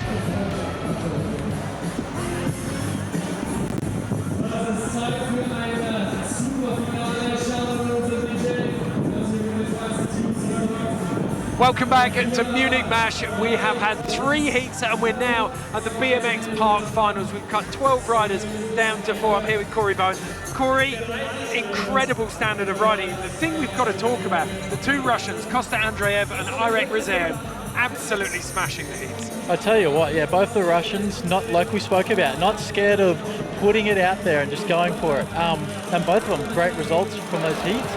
But Kostya, I feel like quite achiever. He just snuck right in there and did what he had to, and now he's in the super final. And then, let's not forget, he did it after taking a whopping great slam on his first run. That's right, coming out of the gates, ready to fire, and gets put on the ground. But what does he do? Come back and puts himself in a great position. And we've got 4 very different styles of rider here. The Russians are very different in themselves. Irek, big spinning, lots of whips, and then a lot more tech with Kostya. Jack Clark, just immaculate and super tech. And then you've got Daniel Ders, the legend, the mentor, if you like, the elder statesman of BMX. Exactly. Irek, his spins are so technical. Like, he doesn't even have to have a lot of speed when he's coming into a trick. He can just, his rotation is so on point. So that's really impressive. And then we jump across and we've got Daniel, who is so calculated and so consistent with spins, but he's also doing a lot of big transfers and stuff as well. And he's also got his own signature moves, the flare inverts, and he can get tech. Okay, he is the consummate competitor. We've got a really nice format, 3 runs, but again, it's the best 2 that count. And that does change the way the riders approach this, doesn't it? It does. It gives them an opportunity to put something out there and build on it. And like, with these guys and the bag of tricks they have, it's going to be interesting because they've got nothing to hold back now. This is the super final, and the names that are here to present is going to be great BMX. Yeah, there's that lovely case though where there's going to be one odd man out who doesn't get on the podium. No one wants the wooden spoon here. So we're kicking off. This is Kosta Andreev of Russia. First rider in, first run. Looks like he's making his way across to where he wants to start his run. So 50 seconds to leave his mark on this course. What's he going to do? Is he going to come out, lay down a rangefinder and try and get a really solid platform, or is he going to go guns blazing? Well, it's a super final, so anything's possible, but the way Kosta's built his contest through, built his way up through this contest, I feel like he'll put in a solid run here, but I don't know if he's going to go all out, but we'll see. So coast in. There he got it that time, the 360 tail up to the late no-hander. Starting his run off great right here. That is a technical trick, a Superman C-grab, flicking it to the wrist to a late tail whip. Oh! Just tagging on the box a little bit, but still flowing. It's a lovely run. You feel like he's building momentum. The speed's just, most people start fast and slow down, but Kosta is really building momentum. And I feel like if you're the first rider out of the gates, it's kind of the hardest position to be in because the judges want to build and set a scale. But right now, this run from Kosta, except for the slip of the pedal right there, that was a great run. So he's called it early, 7 seconds less, but he doesn't want to waste that last 10 seconds of energy. Nora, what's going on down there? How do you think Kosta is going, being first rider out in the final?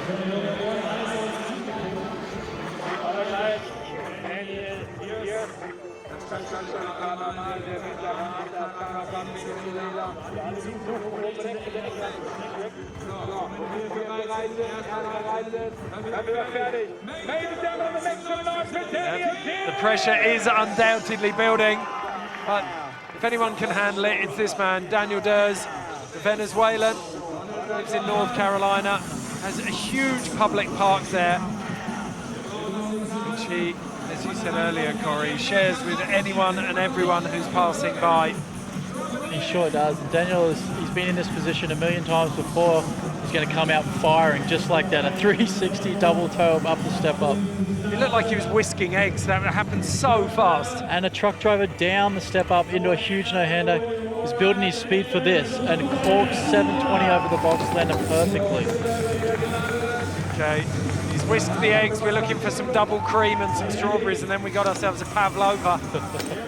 Daniel's flowing. This is a great opening run. Cork 7, landing a little low there, but managing to stay put 2 wheels down. Insane run, but by his standards, a little bit ragged, maybe. Perfect run. A little bit loose. A little loose, definitely, but getting the first run out of the way. Flip tabletop right there, alley-oop no-hander. Finish on the street spine with the opposite 360 bar spin. Not a bad way to finish the run. Classic Daniel Ders. More bounce to the ounce. He's given the judges plenty to think about there. So many tricks packed into that 50 seconds. Just across the platform from him, though, is this man, Jack Clark, one of Britain's finest. Recently invited to join the British BMX freestyle team ahead of the Olympics. And Jack always manages to bring his own little flair.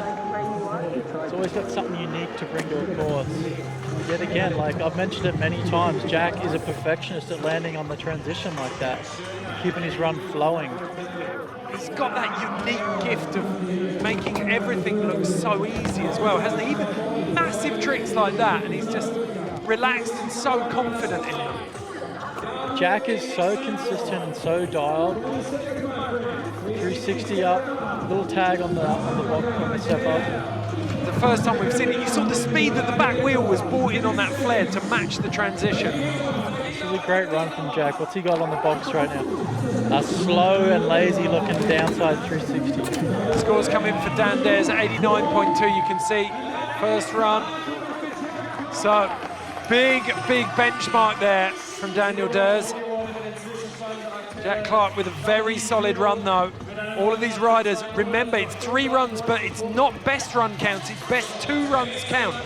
So you've got to have that consistency, and that certainly plays. We saw it in the heats. Jack Clark with the highest combined score. Certainly the consistency played to.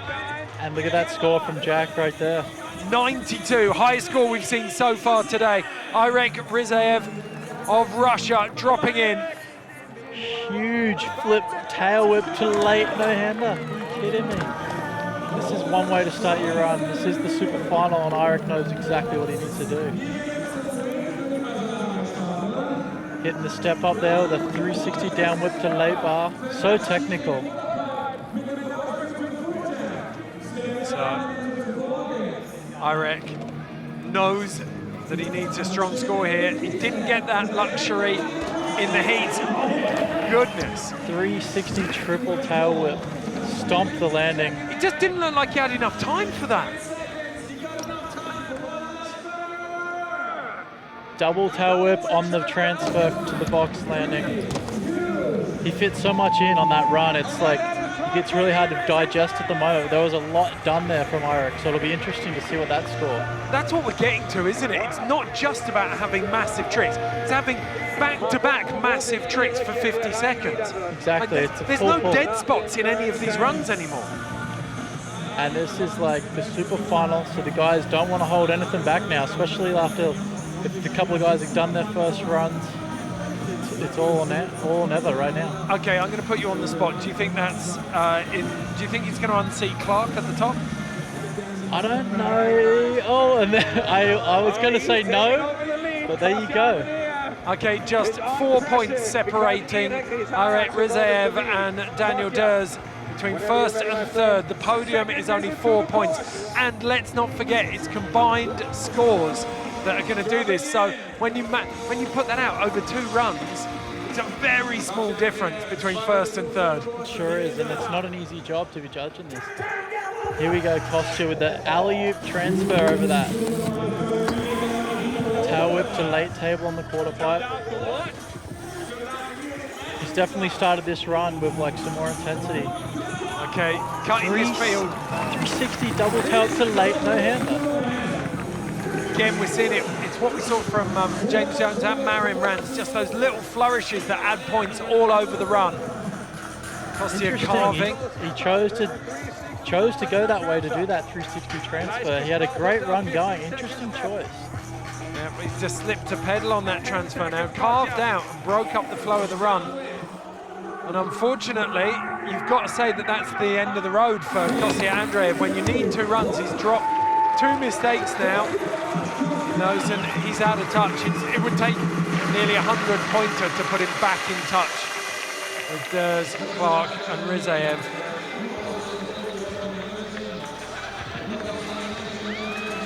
So the lawn's filling up here in the Olympic Park. What's going on down on the course, Nora? That atmosphere must be building now. This session is starting to heat up.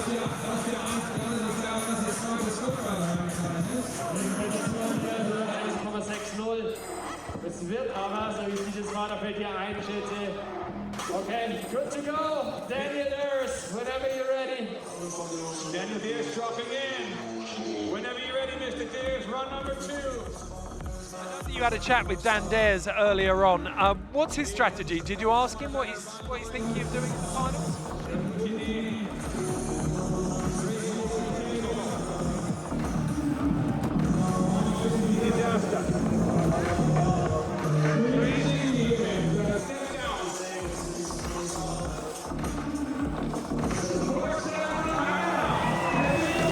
Okay, it's routine for Dan Ders. Stepping it up during this run. He 360 tail whip down the street, down the step up, and then went straight into the box with a Cork 7 no-hander. That's the thing. We've seen so many people starting to fall down as the pressure mounts. Big trick, big trick, big trick. But Ders just doesn't do that, does he? Daniel has definitely stepped it up in this run. He's filled every bank, every section of the course with a trick, and he's landed super clean. It's a massive run. Okay, and he hasn't taken his foot off the gas all the way to the buzzer. He has charged through that run. And what's lovely with the Super Final, just 4 riders, the intensity and the speed that you'll get in your runs, it's turning into a session now, isn't it? It sure is, and that's one of the best formats you can have for a contest, is when it becomes a session. And Daniel, I feel like, just laid down the best run right there. He just killed it. Now we got Jack though. Yeah. Back to back, like a proper session. Okay, so Daniel Dares will watch on as Jack Clark drops in. He knows that he just got a 91.4, so Dares moves into first place for now. But in 50 seconds time, it could be all change again. Truck driver over the long and low box. Alley-oop onto the wall, getting plenty of speed for the box. Such a cool trick, such a nice looking trick Jack does that. 360 tail whip to a tabletop. Lovely getting those close-ups as well, because you see how busy he is in the air. And I can mention it all day long. Jack lands so smooth and catches so much transition that he just flows. That was the first mistake we've seen from him though, that tiny little foot slip. It'll be interesting to see how it affects his score, because Jack's been laying it down. Finishes on the big box with a truck driver to late no-hander. 540 table, and he noses it in. Oh, and he took off before the buzzer, so that one should count. Oh my goodness, these guys have been going back to back, taking each other's scores over. Like, one tiny crack in Jack's riding there though. So the 92 first out, still a very strong score, and stronger than anything else Dares has put on the board so far. But Daniel Dares has got consistency, the 89.2 and the 91.4. But there it is, 89.4 combined with the first run 92 puts Jack Clark out in front on 181.4. But this man is currently sat on a 93.2. He's going to put his second run down now. that's a huge score to build on too. So he's sitting in a pretty spot right now, and we know what Eirik brings to the table: spins and technical riding. Okay. Gas mark 6. We're starting to turn up the heat in the kitchen here. Huge flip combo over the big box, straight up. Truck driver to quick no-hander over that little box. Heading towards the step up now. 360 double down whip, clean. Toboggan down the step down, keeping plenty of speed. Going for the big box right now. Oh! Landing a little low right there. But we saw Jack Clark get away with it. Yeah, we did. He still managed to keep his run flowing here. Eirik never gives up until he hears that buzzer. Wall ride to tail whip to finish your run. That takes a lot of effort. Okay, so a very, well, I've got to put it in context. It's another very intense run. But Eirik Rizaev potentially opening the door there for Jack Clark and Daniel Dares. He had that 93.2. If he'd have put a big score down there, then it definitely would have tucked the other two up. It would have put all the pressure on them. Oh, it would have put immense pressure on the boys, because that's a huge score to build on. But all of these guys, they have so much skill and so much tricks to put down. It's such a battle out there right now in the super final. What do you think it's going to take between Dares and Clark to separate them? Maybe a couple more big banger tricks on the box jump, and not a foot down, not a simple mistake. Okay. Perfection, in other words. Kostya Andreev, unfortunately, his run is going to be academic. The other boys... That was so technical. Superman C-grab to tail whip to late bar spin. A triple combo of one of the hardest things you can do right there. Kostya using this as an opportunity to put on a show. Having dropped the first two runs, the score here won't matter too much, but is entertaining in the extreme. Flare whip and just slipping a pedal right there. He's done some of those tricks that he just pulled off are so technical. So it's a shame to see this slip on it was a flare whip which he could pull all day long.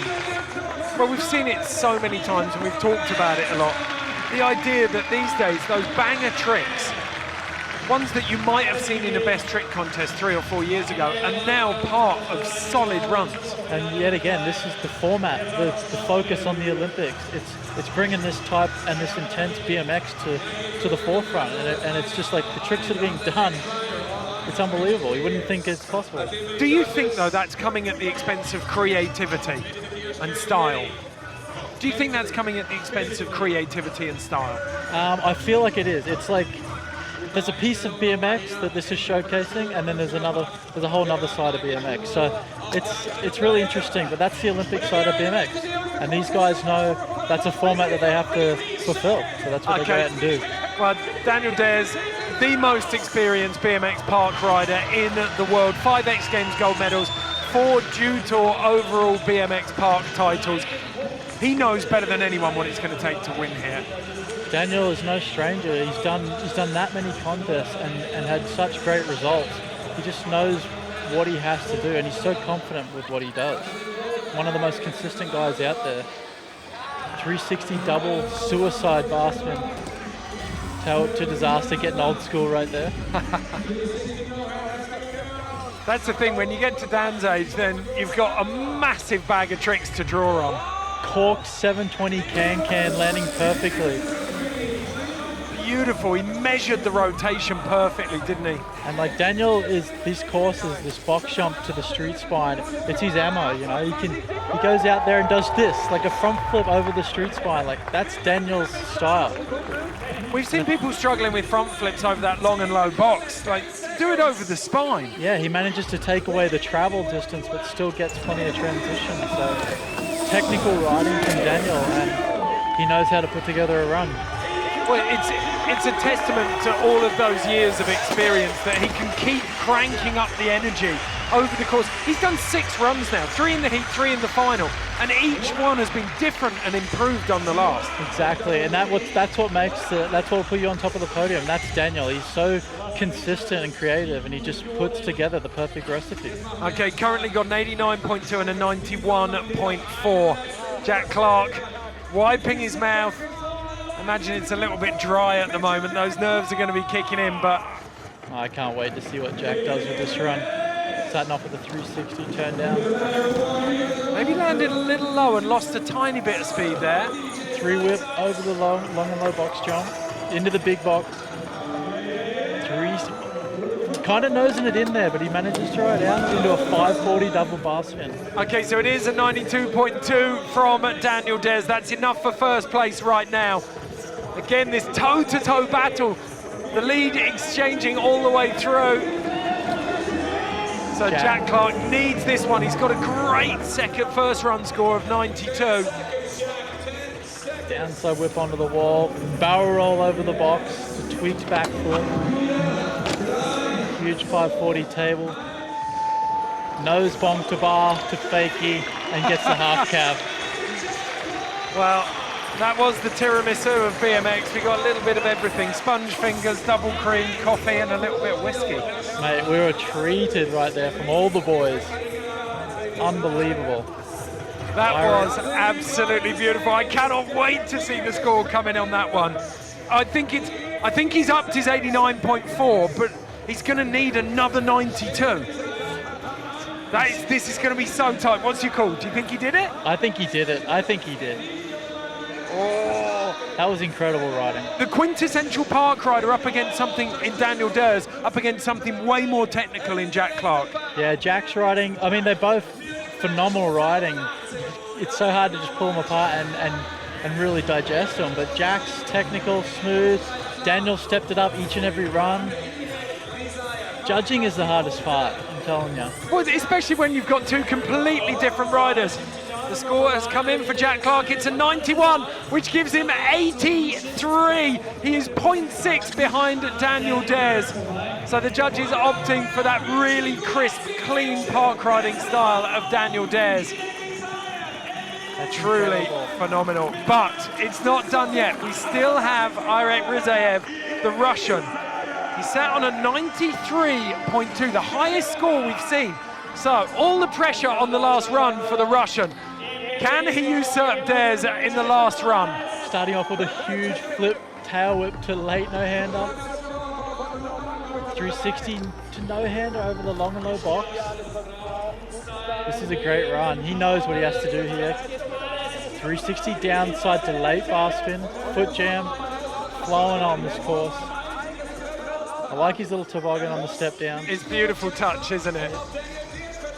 Hit into the box where he's going to drop a hammer. 360 triple tail whip. And he's knocked those out every single run. Time and time and again, and that is such a tech trick. To be that consistent on. Double tail whip over the transfer this time. Wall ride to no-hander. That was incredible.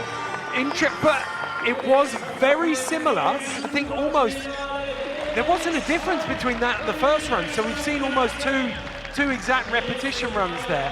Be interesting to see what the judges do with that. The starting on the box with the flip tail whip, and then he manages to do a late no-hander out of it. That is such a huge and technical trick to put at the start of your run. Look at him, he can barely breathe. He's sucking oxygen at the moment. That was a super final. Everyone rode so good. It's unbelievable. I can't wait to see it. There you go, first place. It's a 93 to add to that 93.2. 186.2 for Irek Rizaev. The Russian takes first place here at the Munich Mash at BMX Park Finals, ahead of Daniel Dares from Venezuela on an 183.6. And then Jack Clark, who rode immaculately, gets knocked down into third. That gives you an idea of just how close and how tight the standard of riding was here in Munich. Irek Rizaev, I mean, that's his first big international win as well. And well deserved, I tell you what, like with those tricks, like I was talking about, a flip tail with the late no-hander on the big box, and then he was doing front flips and his twists, I don't know, he's just so technical, and he put it all together right here today.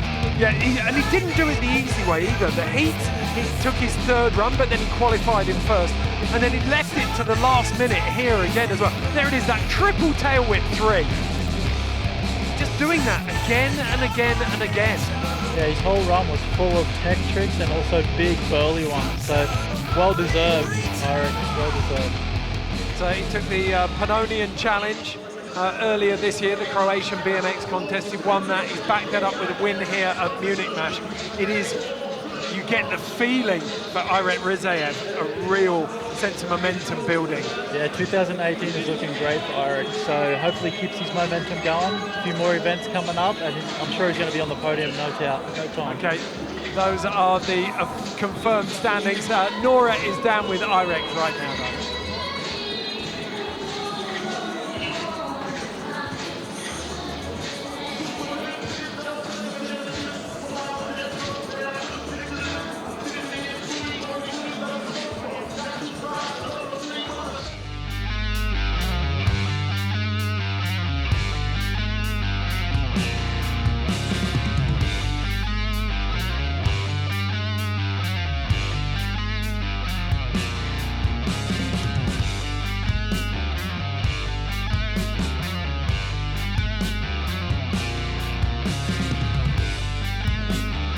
Okay, well, I think there's a lot of positives to take, but more than anything else, Russian BMX is being put on the map in 2018. Yeah, they're coming out swinging, let me tell you. Like, the boys are not scared to throw it down, and there's so much talent coming out of Russia. So we're going to be seeing those boys a lot more. Posture, iron. Yeah, we've seen it a lot. I mean, we've talked about it throughout. It's been a constant theme, and you can't ignore it anymore. Tokyo and the Olympics are coming. And the style of riding that we've seen there, people are starting to push so hard. Yes, because it's put so much focus, and the spotlight is on BMX for 2020. So it's a brand new event that's going to the Olympics, and now there's this format that the riders have to fit. So they're out there training time-wise, like trick-wise. They're out there focused on a certain thing, and that is the Olympics. And this is the format, and we've just seen some incredible BMX. Okay, we're going to be back after a short break, and we're going to have some guests come in, and we're going to pull this entire final to pieces. Make sure you join us then. See you in a second.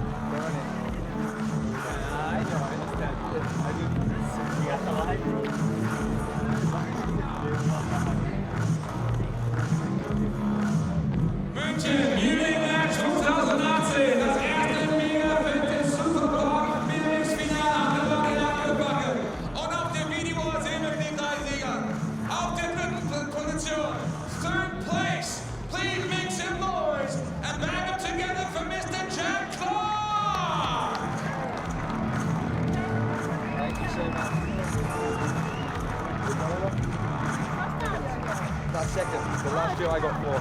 Wir übergeben mit der Preis von der Geschäftsführung des Olympiaparks München, Marion Schöne. Besten Dank.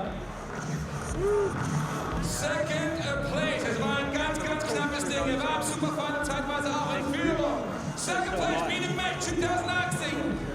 BMX Park makes some noise. Mr. Daniel Pierce. Hello and welcome to the Munich Olympic Park for Munich Mash here in Germany. This is the post show where we've got some special guests and we're going to be pulling apart all of the BMX final. It's just gone down and the energy it created was truly phenomenal. I mean, you picked it up at the start, Corey. You said that this is one of the big events that's now starting to feed into the Olympics, where we get a glimpse of exactly how high the standard of riding is getting, and it didn't disappoint. No, not at all. And yeah, like the Olympics is a focus point right now for BMX, and it's park-based. There's a format they're looking for, and these riders get to go home and perfect it and bring exact runs, exact tricks, or exact set lists to the event. And that's what we've seen here today. And there's no room for maybe I'll put this mellow trick here. No, there's no holding back. Yeah, it was absolute bangers, all killer, no filler. We can go and take a look at some of the riders who didn't make it through from the heat. And I think we're going to kick off with Brandon Lupos, the Australian. I mean, he's had some big podiums this year, but he came out here guns blazing, just couldn't put 3 runs. You need 2 of your 3 runs down, and he just missed out. Exactly. He had a bit of unlucky trouble there, like his bars slipped in one of his runs and whatnot. But here he is, like absolutely slaying the course, heading into the big box. Tricks like that, the 360 triple toe, that's what you need over those box jumps. Well, that was what we saw Iret using to such devastating effect in the finals, but also Brendan had a rough go of preparation. Airline lost his bike, didn't get hardly any practice time on the course, so he was out here just sending it. And tricks like that, cork 9 on the 2 900s in there, and that is someone who didn't make the final. He was also joined by Nick Bruce, your pick at the start of the event for the win. Yeah, Nick's been on a roll lately. Like he's been hitting a lot of events and just been on the cusp of like taking a win. So he's got a lot of momentum and tricks like that. Cork 720 no hander over the box. And he had a couple of meters on everyone there. Yeah, and he's got his signature flare downside toe, and he went for one in the finals actually. He was like 10 feet out and just under rotator. So it's just not his day today, but powerhouse riding, and there it is. Like just getting unlucky right there. But the height. He was incredibly lucky the way he landed though. Cut that left leg underneath himself. Could have been a lot worse. Yeah, I'm glad to see he's all right. But Nick will be back at another contest, and like I said, he's on the verge of taking a win. One of the riders who you name-checked at the start as well, the Welshman James Jones, came out and again he got bitten off in his second run. He took a big heavy slam, but his riding definitely something to keep an eye on. Yeah, I got to get out on the course and he was already firing when I was out there, and I was just so impressed with what he was doing. Just height and technical, and he's always managing to do this late no-hander in all of his combos, which is so technical. Saw that huge. And he went for that disaster there. He'd gone for a flare on there before and just hung up, hadn't he? He did. It looked like he hit the ground pretty hard. It looked like he had a shoulder injury, but managed to come back and put together some more amazing runs. Like, and there it is again, that late tuck no-hander. Such a technical and such like, to do it with the split second before you're landing and catching perfect transition is technical. It's impressive. Well, you see it there. Incredible run, but a couple of small mistakes. And we talked about it a lot, the judges are just looking for those excuses. So the moment you have a tiny mistake like that where he's dropped that back wheel, then you're written off essentially. Exactly, it has to be a picture perfect run, and that's what it's going to take get the win. And you don't want to give the judges any excuses, and you want to pull your perfect run and be done with it. Okay, we can move on to the finals now. In 4th place in the finals, it was the Russian Kosta Andreev, and he rode beautifully, and he was a classic example of huge tricks, but he just couldn't get the consistency in there with them. Exactly, I mean, fantastic riding, but just a couple little dabs of the foot. But he, yet again, like also very technical rider, but managed to put some great runs together, but just those little slip of the pedals is what's going to cost you in the end. Okay, we got Daniel Dares here. This was 3rd place. Oh, no, there's Costa. Yeah, apologies, I saw the graphic, not the rider. But yeah, huge. But landing a little low there, and that's all it takes is one landing low to lose your momentum, lose your speed. And the judges are nitpicking every piece of this run. But still, not a bad day overall for Kostya. And yeah, he's been placing pretty well at events, so he'll be back to fire again another day. Well, we saw it. You can have those biggest tricks, but if you haven't got the consistency, then it means nothing. Nora's made her way back up. Nora Vasconcelos, you were skating on the Red Bull roller coaster in qualifying yesterday. Yes. You've doubled up for us, double time today down on the course. What did you make of the contest? I really enjoyed it. I thought that the overall riding was insane. I'm glad I do not judge things like this because I would be at a loss. Yeah, just really amazing. I think the course was really cool. A lot of huge transfers, especially from Daniel, and it was just like overall like very exciting. Okay, let's take a look now. We can look at third place with Daniel Dares, the Venezuelan, 33 years old. I think he's the oldest by 5 years in the field, but you wouldn't know it from watching his runs. Hold on, we're on to Jack Clark here. Well, apologies, yeah, Jack came third, didn't he? Jack's riding like a perfectionist and like landing in the top of the transition and keeping all his momentum. And he's also got his corked out flip variations like that. I love his style. He just like can tuck himself up and just, it's really, really rad. The way he ducked his head into the last 180 of that 360, it's beautiful. Yeah, Jack's riding it's getting a lot of attention lately, and he's doing really well at all the events he attends. Well, he's one of those riders who's coming up, and we keep harking back to it, but it's the whole idea of the Olympics, this ideal of perfection that they've now all got to strive for, because no one's slowing down on the tricks, but it's got to become consistent.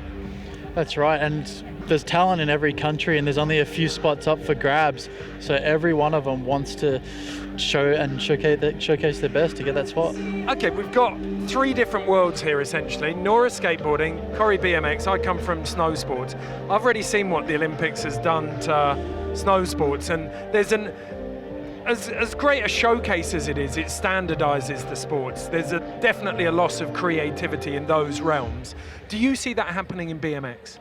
I do, because it's important to show what the sport is about, and Olympics is so kind of like mold. They got to fit a mold. There's a format that they want, and that's a piece of BMX. But there's also another huge piece that won't get showcased. So it's a love-hate, give and take kind of situation.